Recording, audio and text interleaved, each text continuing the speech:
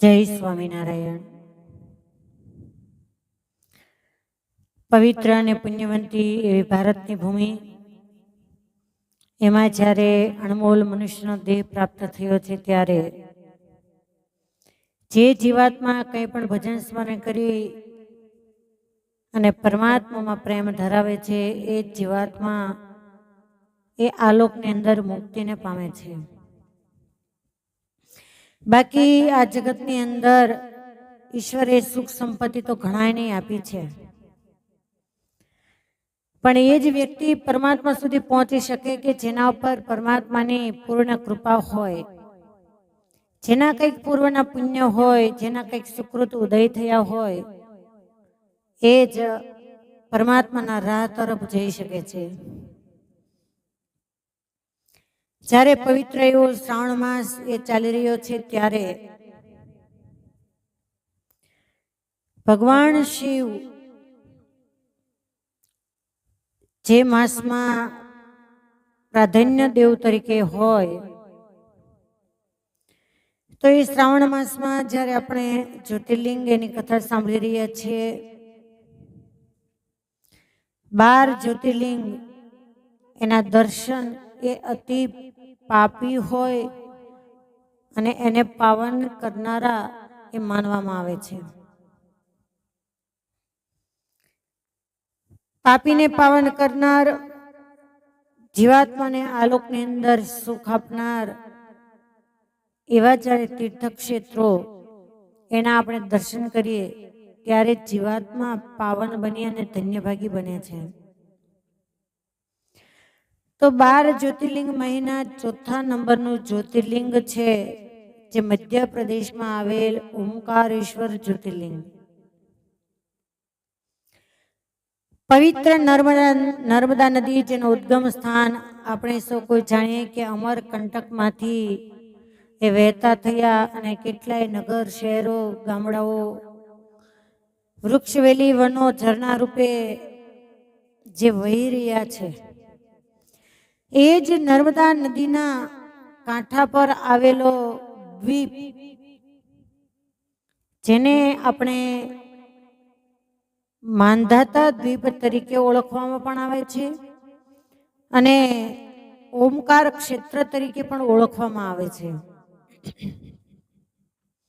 અને આજે પણ ત્યાંના લોકોનું એવું માનવું છે કે જે દ્વીપ છે એનો આકાર ઓમકાર હોય એ રીતનો છે, એટલે એમને ઓમકાર ક્ષેત્ર તરીકે ઓળખવામાં આવે છે. તો ઓમકારેશ્વરમાં ભગવાન શિવ એ કાયમના માટે કેમ નિવાસ કરીને રહ્યા, એ તરફ ડોક્યું કરીએ ત્યારે ખ્યાલ આવે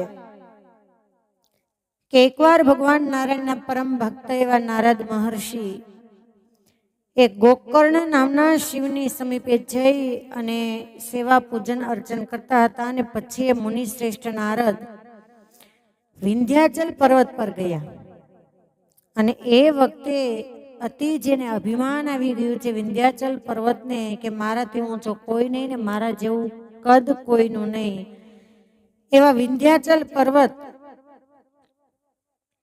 એમણે નારદ મુનિને એમ કહ્યું કે મારામાં બધું જ છે, કોઈ જાતની ન્યૂનતા નથી. અને નારદ મુનિને આગળ એમ કહીને ઉભા રહ્યા અને અભિમાન યુક્ત જ્યારે નારદ મહર્ષિએ વિંધ્યાચલના આ વચનો સાંભળ્યા કે મારામાં કોઈ જાતની ન્યૂનતા નથી, ત્યારે નારદજીએ એ વચનો સાંભળી અને એકદમ નિસાસો નાખ્યો.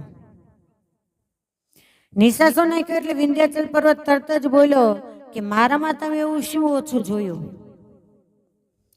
કે તમે મારી વાત સાંભળીને મોટો નિસાસો નાખો છો? ત્યારે નારદ કહે કે તારામાં બધું છે છતાં પણ મેરુ પર્વત કરતા વધારે ઊંચો તો નથી, તારા કરતા મેરુ પર્વત વધારે ઊંચો છે, તું એનાથી ન્યૂન છો. આમ કહી અને નારદ મુનિ તો ત્યાંથી ચાલ્યા ગયા, પણ વિંધ્યાચલને અતિશય ખોટું લાગ્યું અને પોતાના મનની અંદર સંતાપ કરવા લાગ્યો કે ધિક્કાર છે મારા જીવતરને. હવે હું ભગવાન વિશ્વનાથ શંકર એની આરાધના કરું, તપ કરું એવો નિશ્ચય કરી અને જે ઓમકાર ક્ષેત્ર ત્યાં આવ્યા ભગવાન શિવને શરણે થઈ ત્યાં એમણે પાર્થિવ શિવની મૂર્તિ બનાવી અને ભગવાન શિવ એનું આરાધન કરવા લાગ્યા.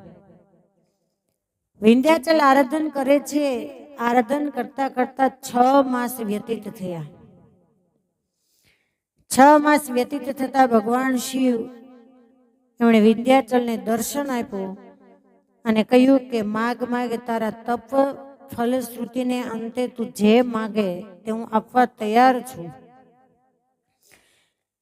ત્યારે ભગવાન શિવ જ્યારે પ્રસન્ન થયા અને ભગવાન શિવનું આરાધન કરનારો વિંધ્યાચલ એ સ્થાનેથી ખસ્યો નહીં અને એવું અચલ તપ જોઈ અને ભગવાન શિવ વધારે પ્રસન્ન થઈ અને બોલે કે તું જે માગે એ હું આપવા તૈયાર છું. ત્યારે કહે કે યોગીઓને દુર્લભ પોતાનું સ્વરૂપ એનું જ્યારે તમે મને દર્શન કરાવ્યું છે તો હે પ્રભુ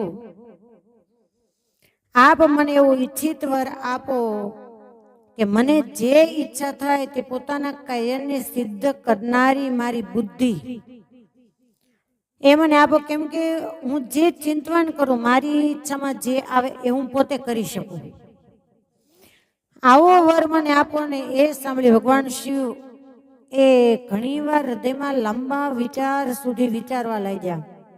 લાંબા વખત સુધી કે આ વિંધ્યાચલનું જે વચન એ બીજાને દુઃખ આપનારું છે અને હું મારા વચન દ્વારા કોઈ અન્ય દુઃખી થાય એ વચન ક્યારે આપી શકું નહીં. માટે એવું તો થવું જ ન જોઈએ. આવું લાંબા કાળ સુધી વિચારવા છતાં ભગવાન શિવ એમને એ ઉત્તમ વરદાન આપ્યું અને એ વખતે વિંધ્યાચલને કહ્યું કે જા તું જે ઈચ્છે તેમ તું કરી શકીશ.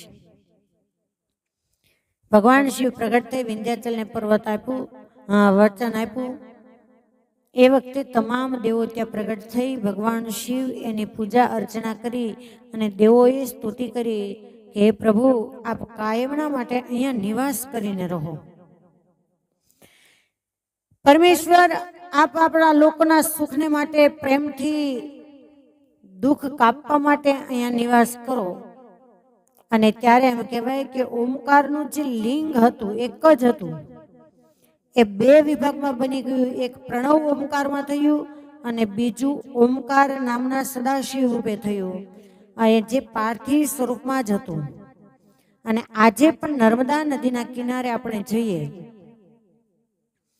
તો એક કાંઠા ઉપર ઓમકારેશ્વર જ્યોતિર્લિંગ છે, બીજા કાંઠા ઉપર જે ભગવાન શિવ બિરાજમાન છે જેને આપણે મમલેશ્વર તરીકે ઓળખીએ છીએ. જે બંને ભગવાન શિવના સ્વરૂપો આજે પણ ત્યાં બિરાજમાન છે.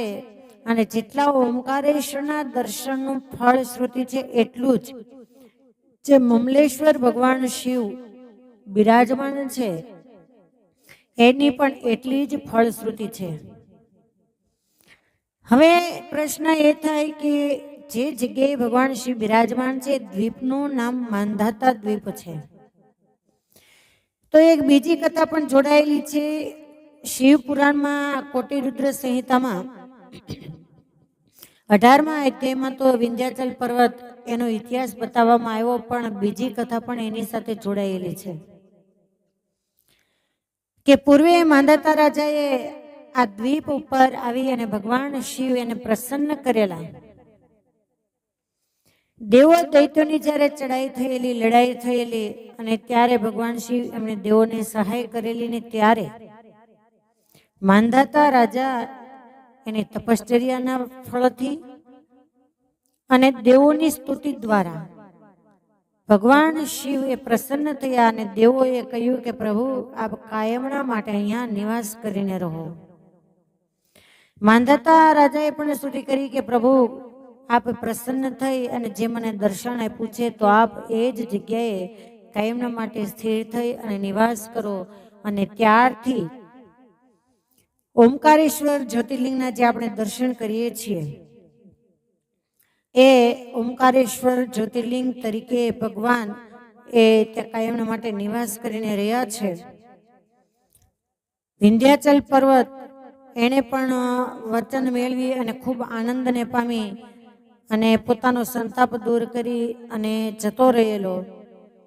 આ રીતે ઓમકારેશ્વર જ્યોતિર્લિંગ અને મમલેશ્વર લગભગ બધાય ઓમકારેશ્વરના દર્શન કરવા માટે જાય છે, પણ મમલેશ્વરના દર્શનો લગભગ બહુ ઓછા લોકોને ખ્યાલ હોય છે. આપણે જ્યારે ઓમકારેશ્વરના દર્શન કરવા માટે જઈએ ત્યારે પહેલા સાઈડમાં એક ગલી આવે ને ત્યાંથી જો કે બોર્ડ મારેલા જ હોય છે. તો મમલેશ્વર મહાદેવ એ બોર્ડ મારેલું હોય એ મમલેશ્વરનો રસ્તો છે, નજીકમાં છે. આ કાંઠા ઉપર ઓમકારેશ્વર, પેલા કાંઠા આ બાજુના કાંઠા ઉપર મમલેશ્વર, સામેના કાંઠે ઓમકારેશ્વર. પવિત્ર નર્મદા નદીનો કિનારો, ત્યાં હજારો લોકો સ્નાન કરી અને પાવન થતા હોય છે. તો આ ઓમકારેશ્વર અને મમલેશ્વર એ જ્યોતિર્લિંગ સ્વરૂપે ભગવાન શિવ શા માટે ત્યાં નિવાસ કરીને રહ્યા એ ઇતિહાસ તમને કહ્યો. અસ્તુ. જય સ્વામિનારાયણ.